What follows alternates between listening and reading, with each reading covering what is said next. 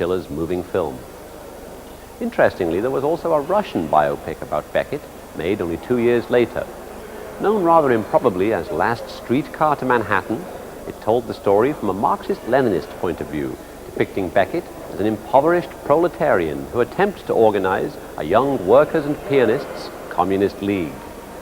The Russian version, directed by Boris Ternovsky, was later denounced by Stalin at the 25th plenum of the Supreme Soviet. Even as Ternovsky and his fellow filmmakers departed for internal exile, the original American Nothing Lasts Forever began to enjoy a covert popularity behind the Iron Curtain. Both films were removed from the banned list by Nikita Khrushchev in 1959.